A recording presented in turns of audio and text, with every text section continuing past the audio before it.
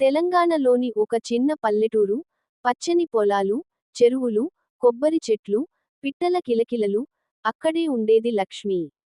లక్ష్మి చాలా సాధారణ అమ్మాయి. తెల్లవారగానే లేచి, ఇంటి పనులు చూసుకుని, తండ్రికి పొలంలో సహాయం చేసేది.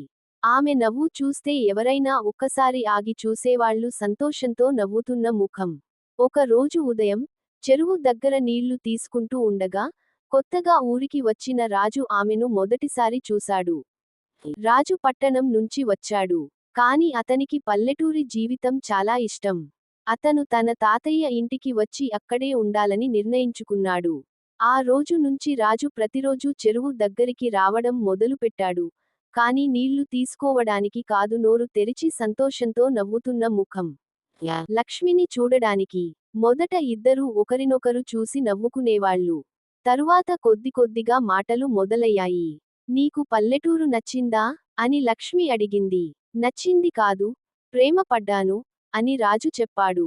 లక్ష్మి కాస్త సిగ్గుపడింది. సంతోషంతో నవ్వుతున్న ముఖం. రోజులు గడిచాయి.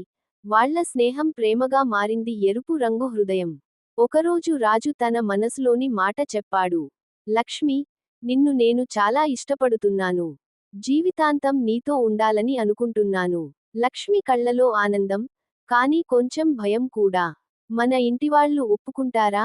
అని అడిగింది. అది నిజమే. లక్ష్మి తండ్రి చాలా కఠినంగా ఉండేవాడు. రాజు పట్టణం నుంచి వచ్చాడని అతనికి నచ్చలేదు. ఒకరోజు వాళ్ల విషయానికి బయటపడింది. లక్ష్మి తండ్రి కోపంగా రాజును మందలించాడు. మా అమ్మాయికి దూరంగా ఉండు, అని గట్టిగా అన్నాడు. రాజు బాధపడ్డాడు. కాని వెనక్కి తగ్గలేదు. తన నిజాయితీని చూపించడానికి, అతను గ్రామంలోనే ఉండి రైతుగా పని చేయడం మొదలుపెట్టాడు. పొలంలో కష్టపడి పనిచేసి, అందరికీ సహాయం చేశాడు.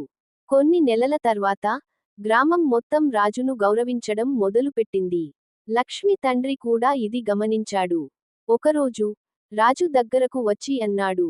నీ ప్రేమ నిజమైతే, నా అమ్మాయిని చూసుకుంటావా? రాజు ఆనందంతో, అవును మామయ్య, అని చెప్పాడు సంతోషంతో నవ్వుతున్న ముఖం. అలా, చెరువు దగ్గర మొదలైన ప్రేమ, పెళ్లి వరకు చేరింది ఉంగరం. గ్రామం మొత్తం వారి పెళ్లి చూసి సంతోషపడింది. లక్ష్మి, రాజు ఇద్దరూ ఆనందంగా జీవించారు. అదే పల్లెటూరిలో ఎరుపు రంగు హృదయం వరి పన.